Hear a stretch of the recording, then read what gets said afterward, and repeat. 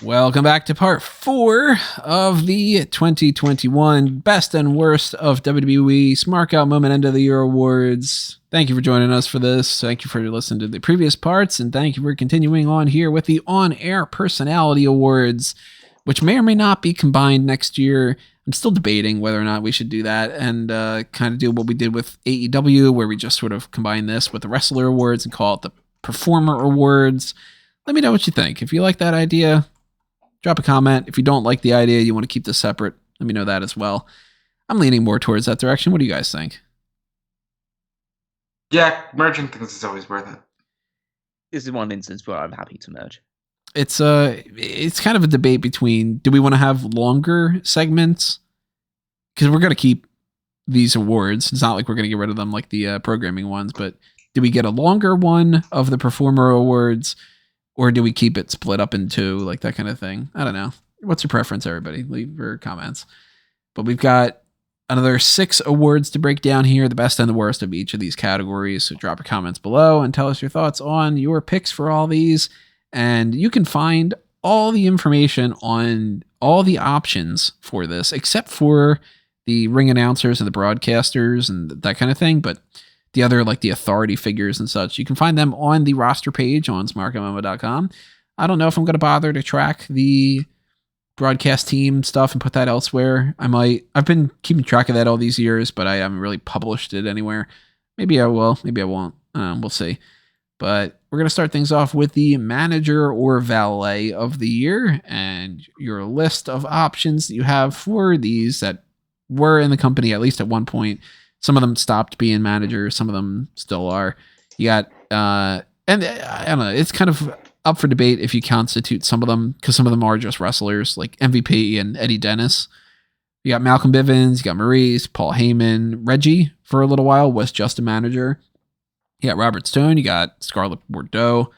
I don't think I'm forgetting anybody, but that's the list. And I'm going to go Paul Heyman as the best, even though MVP is kind of a close.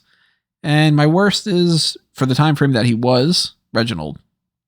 That whole thing with Nia Jax and them flirting. Yeah, I'm also just going to go with Paul Heyman as the best. And for my worst, yeah, I'll say Reggie, because Reggie, I was going to say Elektra Lopez, because I don't like her involvement in Legato.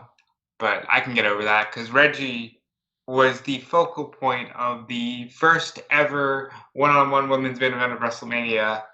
Even though nobody will tell you that, that was the reality of what we were looking at, and that was awful. I'm going to go with MVP as the best, because even though I always enjoy what Paul Heyman does, I think MVP played a more active, beneficial role for Bobby Lashley during his reign, because he's more of a mouthpiece than Bobby Lashley is, and so he gets to be a bit more actively involved, and he also can wrestle alongside him when the need happens. And Paul Heyman failed to get the bolt cutters, so that's kind of that kind of holds against him. You sold me. MVP gets my vote over Paul Heyman. Yeah. My worst is Robert Stone, because he has not had one single successful client. Chelsea Green got called up. What are you talking about? So Chelsea and Diana. Yeah. Mercedes Martinez. All right. Aaliyah. Jessica Maya. Frankie Monet. Yeah. Not a single person that he has managed has won a title or really achieved anything of note in NXT. So I think that's just the sign that, well, he's either a bad manager or he's like, or the people he's choosing to manage are not up to scratch. So he's either a bad scout or a bad manager. Yeah, and either way, it's a complete negative for him. He's just a joke character, but he seems to apparently be setting his sights on Von Wagner now. So good luck to him with that. So you heard it here first. 2022 future endeavors list Von Wagner. Breakout star. That's Von awful. Wagner. Yeah. Well, the way that this track record is. Yeah. So we all picked our best and worst, right? Yep. Yeah. Best and worst authority figure. The list of this is the shortest that it's been in a long time, but we do still have, technically speaking, we got Adam Pearce, Sonya Deville, Samoa Joe for a short time frame. Johnny Saint, I think he popped up on one episode this year. You're a very nice person for including Johnny Saint on this list. He's still technically, every time that Sid Scala, because Sid Scala really is the NXT UK general manager, he always has like on behalf of Mr. Saint and stuff. So he's still technically the Jenny. I think he popped up once recently. You got Stephanie, you got Triple H, you got Vince, you got William Regal. I don't think I'm forgetting anybody else, but on that list, I'm going to go, despite the fact that we haven't really seen them all that much this year, William Regal is still the best because he's still William Regal. And fuck everybody else, essentially. But he didn't say War Games this year, so I kind of want to dock him. You know, I'll piggyback off of this and say William Regal because I'm almost certain this is the last year we'll be able to pick William Regal. So William Regal, because he was a huge part of NXT. Remember the whole in your house thing was like chaos is happening and there's chaos and Regal doesn't know if he's going to be GM. So I'll say Regal for my best as well. Can I guess your pick, Callum? Oh, okay, yeah, never mind. William Regal. No, William Regal's my best as well. I thought you were going to go Sonya. No, I'll just say that then Adam Pearce and Sonya Deville were the worst authority figures at the end. Okay. Because they are unbelievably inconsistent. They seem to switch characters constantly. I guess Sonya Deville has at least consistently been a heel, but 1 minute she's supporting Charlotte Flair, then she seems to just separates away from that. Now she's going against Naomi, but it makes no sense. The fact that like they seemingly are okay with Roman Reigns, all that stuff. Why is Jimmy Uso not upset about the fact that Naomi's being mistreated by Sonya Deville? Why is she occasionally say things that are like baby faces would say? Why is Adam Pearce now a heel after being a babyface earlier in the year, signing with Kevin Owens, and now he's turned heel because he got beaten up by Brock Lesnar? Why was Von Wagner involved at any point? It's just like they're just really inconsistent, and it's the example of. Like, I know that meme went around, but it was like 3 years ago from a couple of weeks back where, they said that you're now the authority. Maybe even been 2 years, not 3, but whatever it was. When all the McMahons came out and said, like, oh no, you're the authority now, and we're going to move away from authority figures. And these two are just the example of like completely inconsistent there because they can't work without authority figures. I'm just going to go ahead here and say, everything Callum said applies for me as well. And you know what? Funny enough, ditto. Yeah. So we're all going William Regal best, Pearce and Deville worst. And the difference is the fact that like William Regal is a fairly neutral GM. He leans more towards babyface because everyone likes William Regal, but he makes fair decisions. And that's kind of like been his thing, and that's what we like. Adam Pearce and Sonya Deville aren't neutral; they're just incompetent. And the whole thing with like one side or the other, like you said, like bouncing back and forth and inconsistency. Like they set up this idea that Pearce was going to start creating some kind of like a stable or something. They even trademarked stuff, and within a week it's gone. Well, yeah. The biggest example of this inconsistency is the fucking Survivor Series build. Yep. Where they decide, okay, we're just going to pick the teams, and then decide, yeah, actually, we actually need to change some of these teams now because I don't like certain these people that we've chosen. It's like, and then Pearce, even though he's the GM on both shows, is like, I want Raw to win, right? And we need all world champions, Dominic. Anyway, Austin Theory's here, and I like the cut of his jib, so we're going with Austin Theory. I'd like at least if you would have said Pearce is running Raw for this and Deville's running SmackDown and that kind of thing, like, but they don't care. And we've talked about this ad nauseum, but WWE this year in particular does not care. And they're like, fuck you for caring. It's I would say, since we talked Survivor Series, if you're going to do Survivor Series the way you do it, you need authority. You do. You just don't have to make them the centerpiece of all your storylines. But I do think they should go back to so-and-so is the GM of Raw, so-and-so is the GM of SmackDown, because it does make more sense. They just don't need to be villains. They don't even need to necessarily have people pop up on a regular basis. Like, I would have given Johnny Saint the worst authority figure, but you don't need to see him to get the sense that he's behind the scenes doing his job. Right, yeah. So, like, when Sid Scala is just sort of like, yeah, on behalf of him, it's like, all right, well, you know, he's working at some office somewhere. He's sitting there at home on his Zoom call going, I think Jordan Devlin deserves that title match or whatever it is. Like, bring them out when you need to. But it's a trope that they can't resist making a crutch. So we might not have this category next year. I don't know for sure. Kind of debating about getting rid of it, but it kind of depends on how it's going to be going throughout next year, which is the best and the worst random other extra ancillary type characters. It's whatever you want to call it. It's like the people that aren't the actual members of the roster. So you've got like Dr. Linda Nicoli, the therapist from The Way. You've got the Nigerian elite guard for Apollo Crews on that March 5th episode of SmackDown. Frankie Monet's dog, Presley. Joseph Average from the Old Spice commercials that were on Fastlane. We have more than one dog. Lenny the therapy dog. Okay. Good for dogs. Do we have a third dog on this list? I feel like there might be another dog here. Big dog, Roman Reigns. Yeah. We got extras and the whole Index wedding, the officiant that was on there too. I've got it written down. Some of these I don't remember at all too. Like Noah, the kid who was raking LA Knight's yard, is somebody who I remember, but I don't remember Alan the auctioneer. You read him down, pal.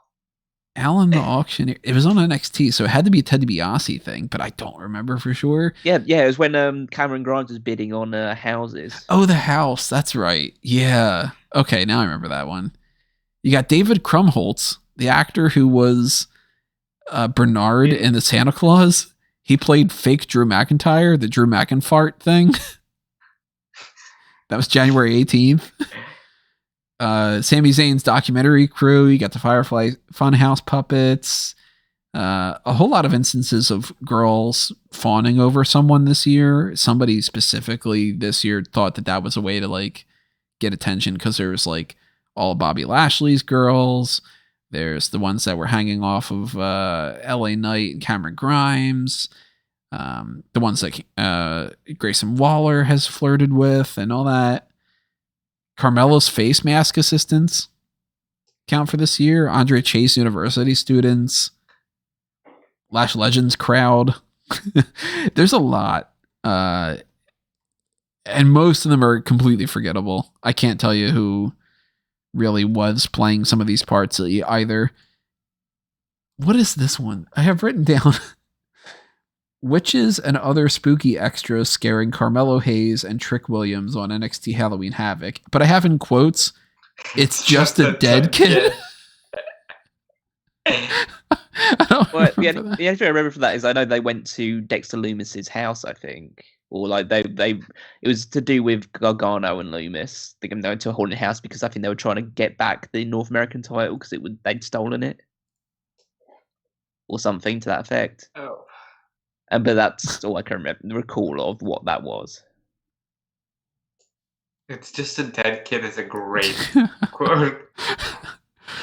So my worst, I'm going to go Bobby Lashley's girls that were hanging around him. I mean, they actively wrote them off of TV as like, fuck them, they're causing distractions. And my best, I'm going to go Zombie Referee. Because he popped up multiple times this year. Yeah, that became like a meme. Mm. And not in the Zombie Lumberjack match, funny enough, which was a mess. Which you could pick as one of your worst options. My best is Presley the dog, because yay dogs, right? Everybody loves a good dog. And my worst is the Zombie Lumberjacks.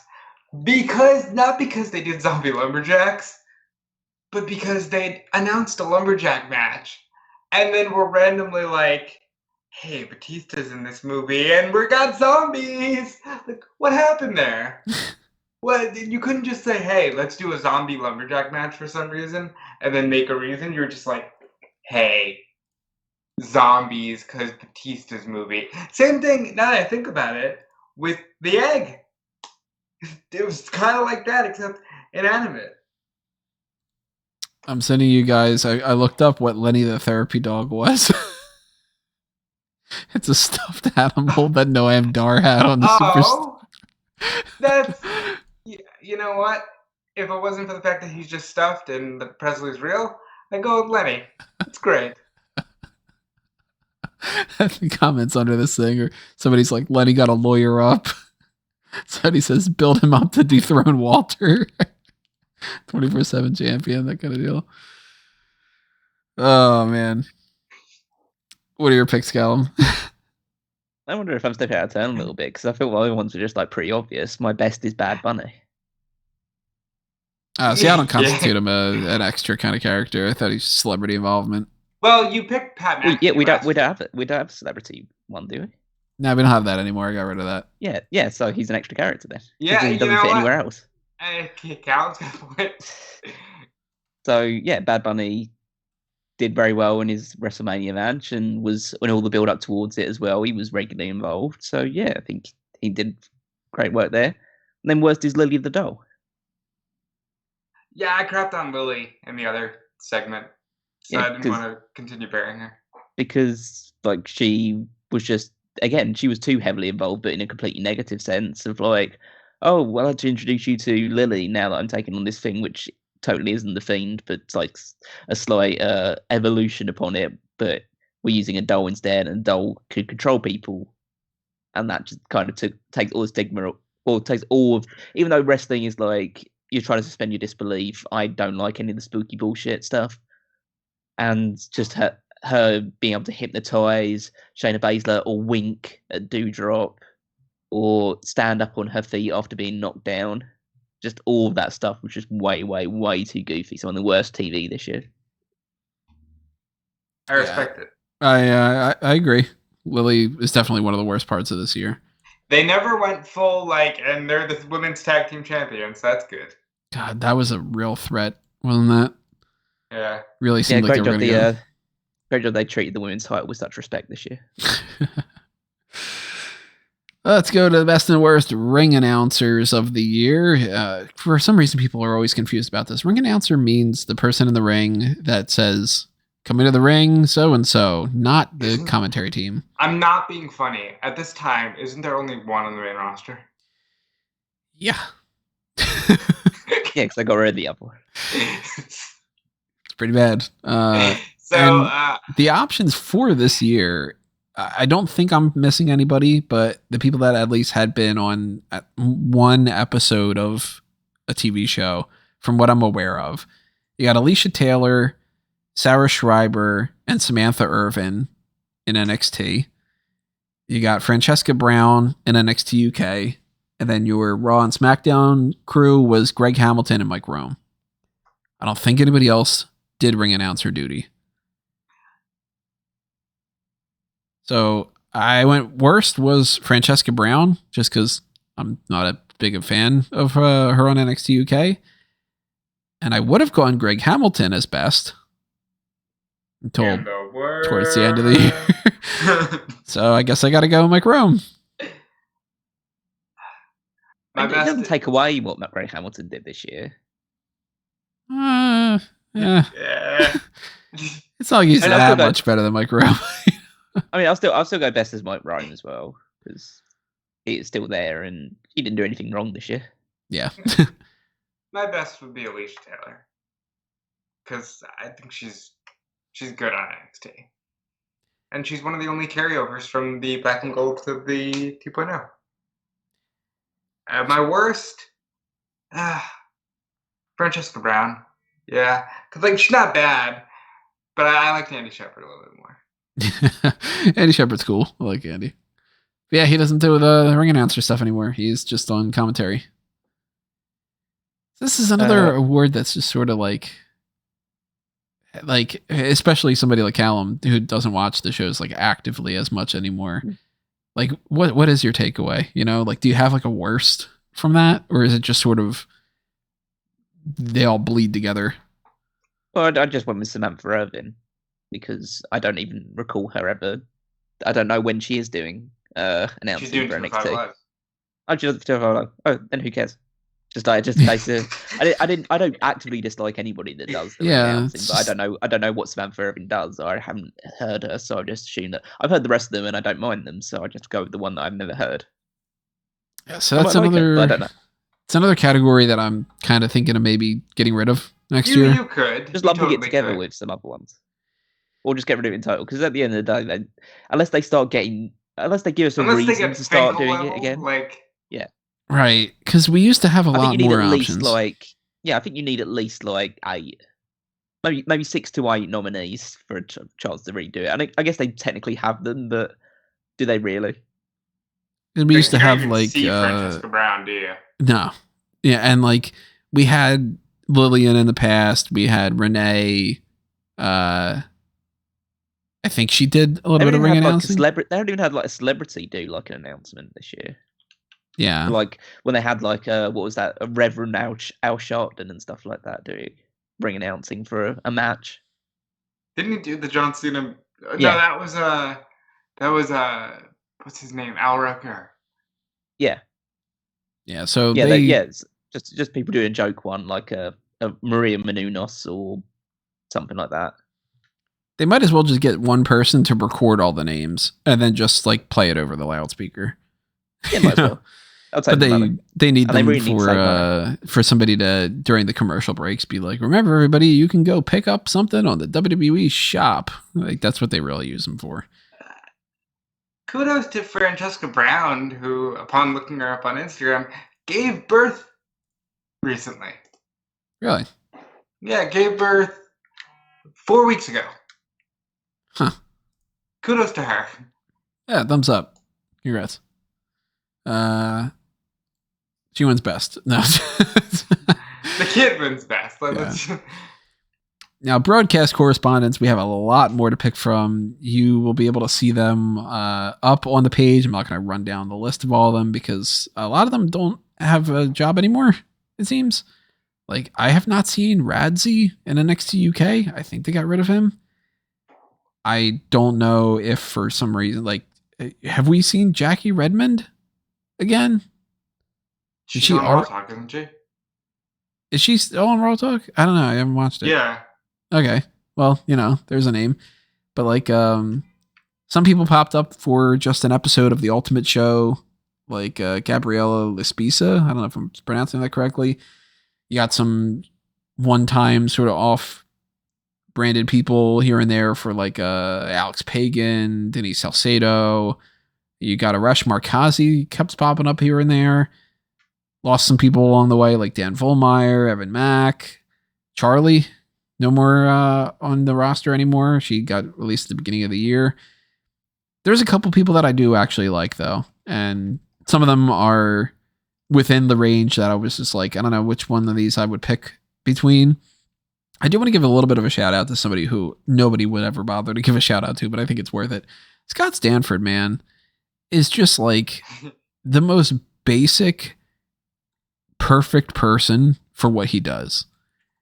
He's just at this point forever. And he's just kind of well, hello there, everybody. This is a pre-show kind of thing, and I'm going to talk about what happened, and I'm a clean-cut, normal guy, and there you go. He could be the weatherman at any he's station. He's the sports anchor on Channel 11 where you live, isn't he? Is he? I don't know. I don't watch any of that. Yeah, that's who he is. He's the Pix 11 sportscaster. He's great at his job, so it's I'm not going to pick him, but I think that people need to give him a little bit more credit. To me, the 4 real people who I do think actually actively are good at their jobs in this kind of capacity are, this is the order of where I'd go with them. Mackenzie Mitchell. I think she is far and above the best, most natural feeling interviewer.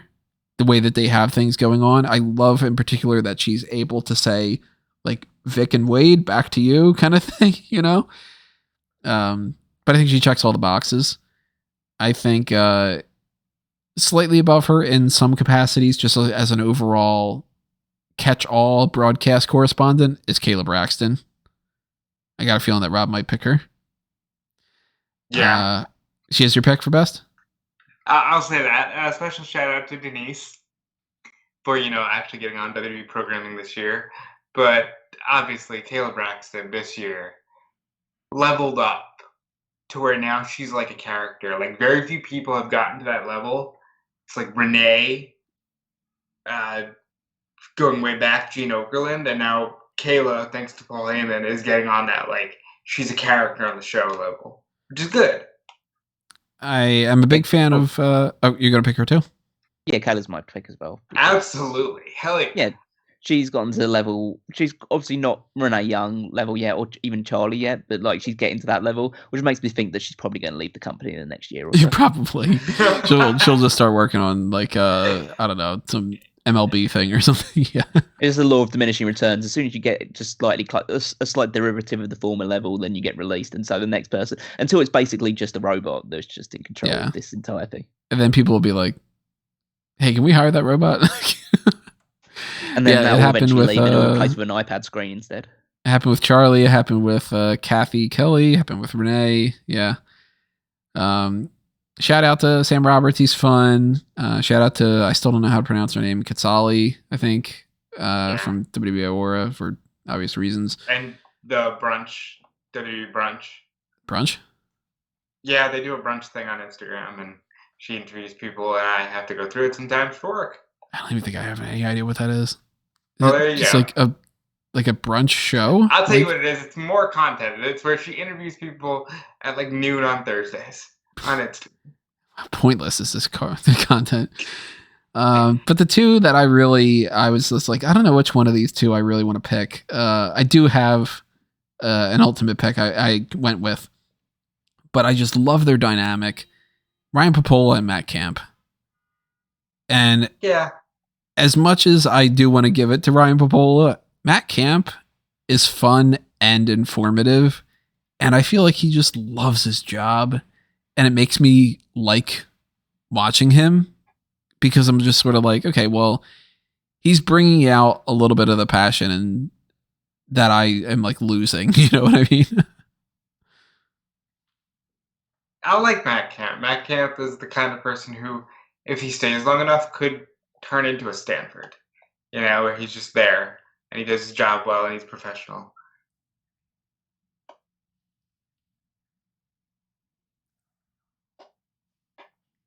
Every worst now? Oh, sorry.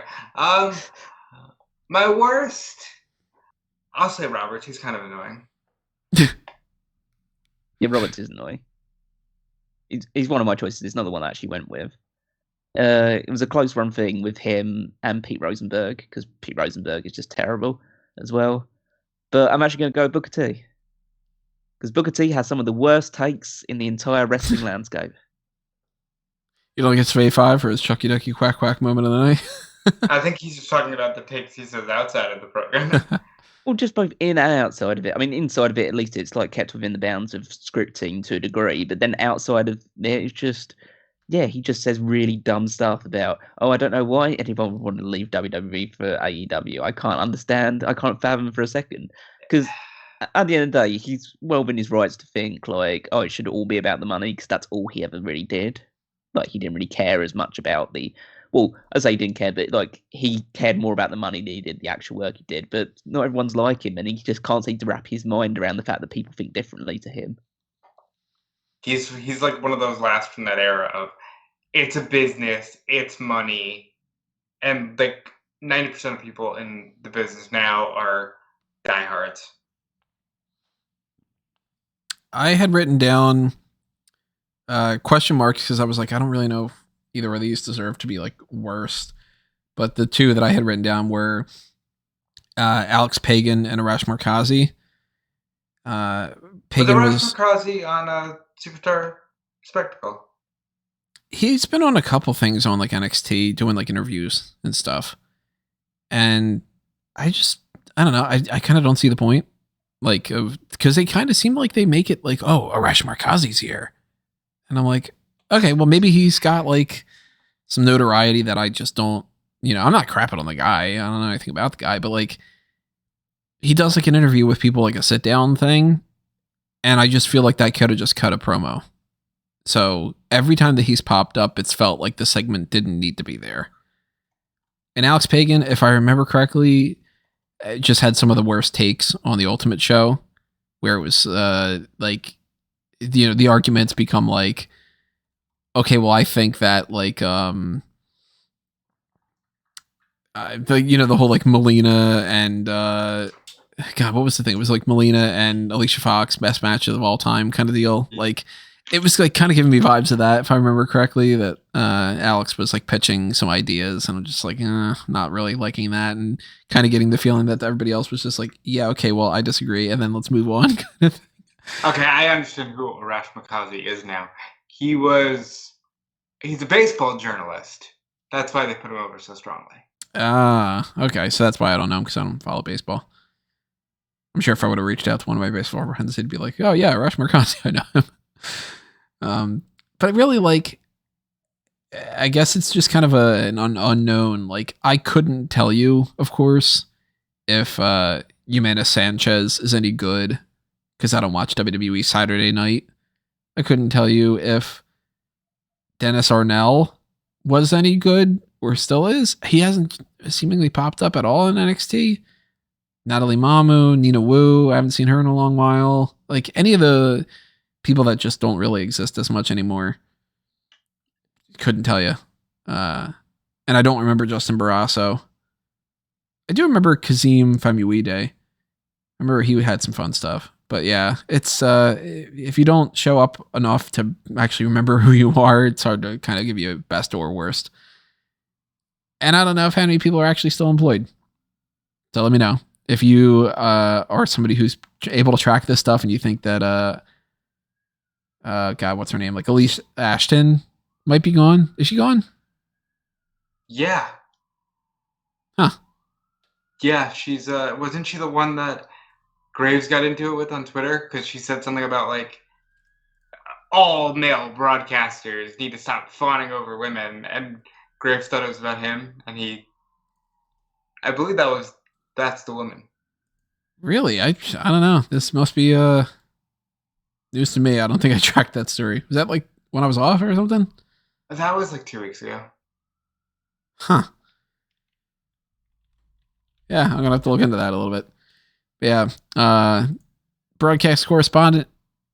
We'll keep that category for next year, but maybe I'll just kind of. Now I want to make sure I'm right, because it might have been a different former WWE correspondent. So Elise Ashton is doing stuff on the SmackDown side of things, but the one I'm talking about was employed on the NXT side of things and then got let go among those mass cuts. So different woman. She's still with the company. Who's the one you're thinking of then? Kat Marino. Kat Marino. She was employed really quickly, and they cut her right as the pandemic started. And yeah. So that was last year. So that's why I don't have her on my list. Alyssa Kat Marino. Okay. Yeah, it's hard to keep track of these, especially with the way that this year's been. But the final one of these on-air personality awards is the commentator, best and worst. And your list, if I am not forgetting anybody, would be in alphabetical order: Adnan Virk, Andy Shepherd, which every time now, you only remember the context when we were just like, I'm Andy Shepherd, and we were like pretending like he was like Woody from Toy Story. Every time I say his name, I think about that.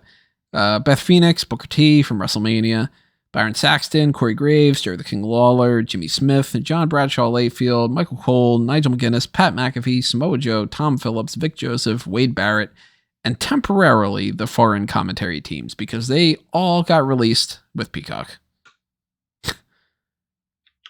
That's a shame, first of all. Because, like, you still need foreign commentary.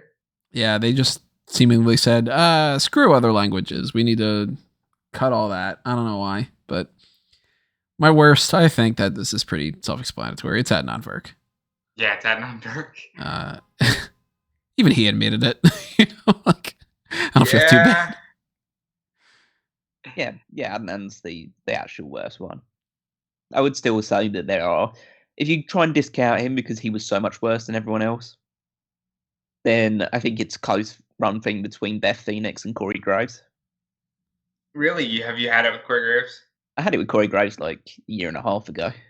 Like, he just keeps hanging around now. Yeah, but see, none of them are going to have the Adnan Virk voice or the baseball park, and you hit it out of the park right there, right in the middle of the No, What did he's that in a not completely do to different you, league on his Tony? own. Yeah, he's in a completely different league on his own. Yeah. A league of his own. Yeah, He's he should have he's a stayed real in that league as well. he's a real rookie of the year, isn't he? I'm gonna miss doing that voice though, because that was fun to just be like, today we're gonna talk about Monday Night Raw and our sponsors for this is Big League Chew and our ballpark hot dogs. He's hitting him with a super kick right out of left field. He won't be my pick for best, but I do want to give a shout out to Jimmy Smith, who is very good at his job. He filled the gap pretty well. Yeah. He's not a standout guy, but he's very good. Yeah, I don't think anybody's going to be like on their end of the year recaps putting him necessarily the best, but I mean, shout out to him. Yeah, he gets a thumbs up. Wait, so we 2 for Ad Network and 1 for. Wait, are we all going that on? Mm-hmm. We all are, right? Yeah, I think Callum just wanted to say if you don't include it. Oh yeah, that's right. So then on the best, to me, it goes down to these 3. I know that Callum will probably disagree about Michael Cole being a potential best for me. I won't. He's also on my potential best because, listen, he's very good at his job, and he's been there so long. He's very average at his job. He's very middle of the road. But I really do. Today is fantastic. Middle of the road, as long as it's not roadkill. It's one of those things. But I do really like Wade and Vic. Vic is really good. Vic is, if I was doing a best play-by-play, it'd be Vic, with the runner-up being Michael Cole. But my overall best is Pat McAfee, because he understood the assignment and flying colors is the best and most entertaining guy they had behind the headset. I'd go Vic is the best play-by-play one, definitely. And then I'd say I'm going to go with Barrett. He's just a fun heel commentator, and NXT does okay with like fun heel commentators. I always worked with Samoa Joe as well, because Samoa Joe obviously was on commentary at the start of the year. And did a good job with that as well, but I'll go with Wade. You know what? Joe got out though, right as he was starting to get a little tiresome with the "Give us a kiss" every time Drew McIntyre hit that headbutt, and he was getting a little repetitive. So I'm glad he got out while he was still on the good side. And that is the on-air personality section of the awards. Again, drop your comments below. Tell us what you want us to not only think about for next year and how we can kind of reshape things a little bit, but if you do kind of voice your opinions about like, no, I think you guys really should just keep the ring announcers or something, we'll take that into consideration.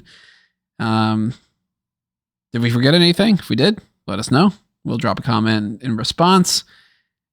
But the next part is the Wrestler Awards. This is the biggest section of this for, as most people tend to want to know, what do we think is like the best and the worst overall superstar of the year and such. So you'll find that in there. And then we will round things out with what I'm not even constituting a full awards section anymore. I'm switching that up a little bit, but our end of the year recap, it will happen after that. So, yeah. All right. Stay tuned on the audio feed.